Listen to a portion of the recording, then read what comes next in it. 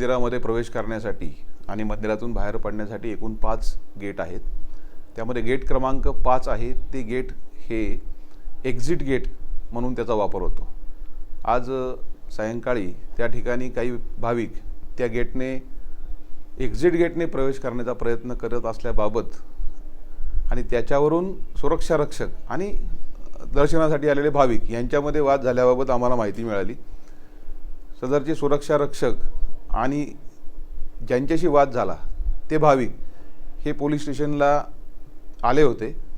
त्यामध्ये आम्ही माहिती घेतली असता तो प्रकार असा आहे की जे एक्झिट गेट आहे त्यातून ते प्रवेश करण्याचा प्रयत्न करत होते असं त्या सुरक्षा रक्षकांचं म्हणणं आहे। आणि त्याच्यामध्ये त्या दोघांमध्ये त्या ठिकाणामध्ये वाद झाला, काही शाब्दिक वाद झाला।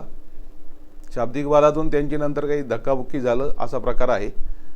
त्यांचा व्हिडिओ मला मिळाला। त्या व्हिडिओमध्ये सुरक्षा रक्षक आणि त्यांची झटापट झाल्याची त्यामध्ये व्हिडिओ दिसत आहे व त्यामध्ये सुरक्षा रक्षकांकडूनही त्या भाविकाला मारहाण झाल्याबाबत दिसत आहे।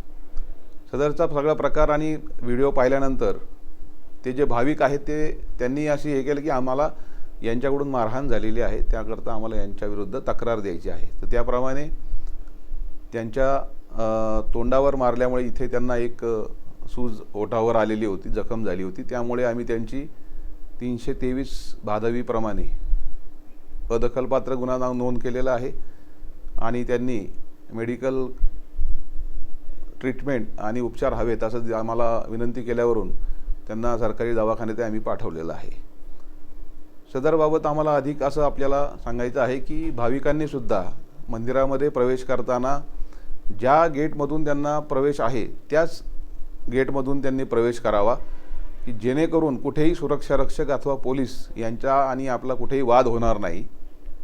याकरता जे मान्यताप्राप्त प्रवेशद्वार आहेत त्यातूनच आपण प्रवेश करावा। याचबरोबर साई मंदिर सुरक्षामध्ये जे गार्ड आहेत त्यांनाही आम्ही याबाबत आता इथे बोलावून त्यांना सूचना दिलेल्या आहेत की जरी असा काही प्रकार झाला किंवा काही वाद झाले तरी आपण कुठेही भाविकांना त्यांच्याशी वाद न घालता किंवा कुठल्याही प्रकारची मारामारी वगैरे असा प्रकार न करता त्या ठिकाणी मंदिरामध्ये पोलिसांची सुद्धा नेमणूक आहे। मंदिर सुरक्षासाठी पोलीस निरीक्षक दर्जाचे अधिकारी त्या ठिकाणी आहेत व इतरही पोलीस आहेत। आपल्याला असा कुठलाही प्रकार दिसला तर आपण तात्काळ ते संबंधित जवळच्या पोलीस स्टेशन किंवा पोलीस चौकीमध्ये जाऊन त्याबाबत आपण तक्रार करावी किंवा पोलिसांची मदत घ्यावी। पण परस्पर आपण कुठेही कायदा हातात न घेता तो प्रश्न आपण हाताळायचा आहे।